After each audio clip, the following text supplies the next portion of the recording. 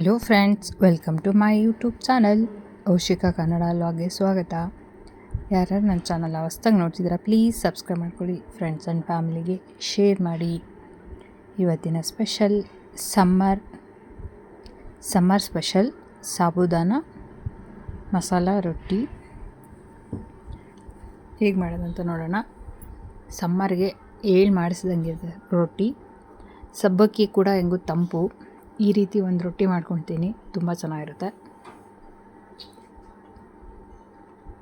ಸಬ್ಬಕ್ಕಿ ನೈಲಾನ್ ಸಬ್ಬಕ್ಕಿ ತೊಗೊಂಡಿದ್ದೀನಿ, ಸಣ್ಣದಿರುತ್ತಲ್ಲ. ಇದನ್ನು ಒಂದು 2-3 ಸರಿ ಚೆನ್ನಾಗಿ ತೊಳೆದು ರಾತ್ರಿ ನೆನೆಸಿಟ್ಕೊಳ್ಳೋಣ.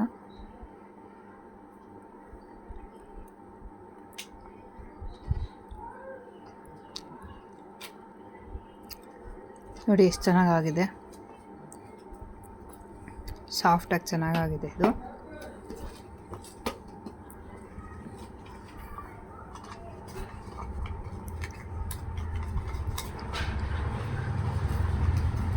ಒಂದು ಬೌಲ್ಗೆ ಹಾಕ್ಕೊಂಡಿದ್ದೀನಿ.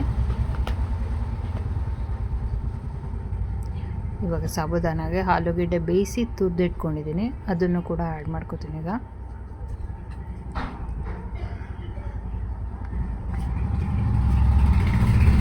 ಹಸಿಮೆಣಸಿನ್ಕಾಯಿ,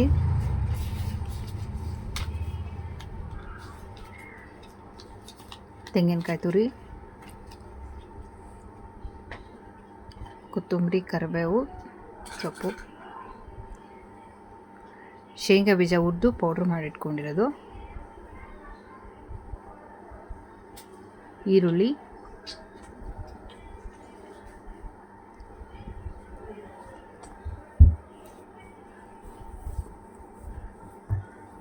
ಜೀರಿಗೆ,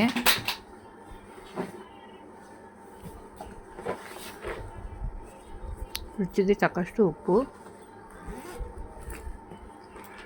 ಚೆನ್ನಾಗಿ ಮಿಕ್ಸ್ ಮಾಡ್ಕೊಳ್ಳೋಣ.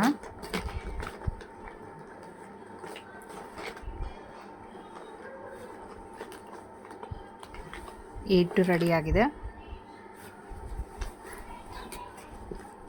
ಎಷ್ಟು ಸಾಫ್ಟ್ ಆಗಿದೆ ಅಂದರೆ ಎಷ್ಟು ತಿಂದರೂ ಸಮಾಧಾನನೇ ಆಗೋಲ್ಲ, ತಿಂತಾ ಇರ್ಬೇಕು ಅನಿಸುತ್ತೆ. ಒಂದೊಂದು 2-2 ರೊಟ್ಟಿ ತಿನ್ನೋರು 4-5 ರೊಟ್ಟಿ ತಿಂತಾರೆ ಈ ಥರ ಮಾಡಿಕೊಟ್ರೆ. ನಾನಿಲ್ಲಿ ಬಟರ್ ಪೇಪರ್ ಮೇಲೆ ರೊಟ್ಟಿ ತಟ್ಕೊಂಡಿದ್ದೀನಿ.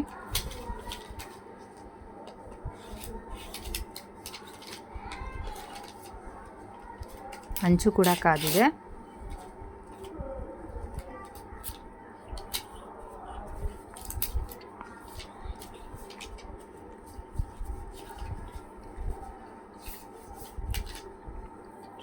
ಎರಡು ಕಡೆ ಚೆನ್ನಾಗಿ ಬೇಯಿಸ್ಕೊಳ್ಳೋಣ. ಇದು ಸ್ವಲ್ಪ ನಿಧಾನ ಬೇಯೋದು, ಬಟ್ ಟೇಸ್ಟ್ ಮಾತ್ರ ಸೂಪರಾಗಿರುತ್ತೆ.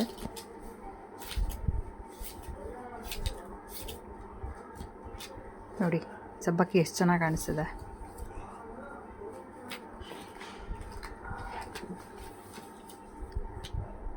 ಸಬ್ಬಕ್ಕಿ ತುಂಬ ಇಷ್ಟಪಡೋರಿಗೆ ರೊಟ್ಟಿ ಕೂಡ ತುಂಬ ಇಷ್ಟ ಆಗುತ್ತೆ. ಒಂದು ಸರಿ ಟ್ರೈ ಮಾಡಿ ನೋಡಿ.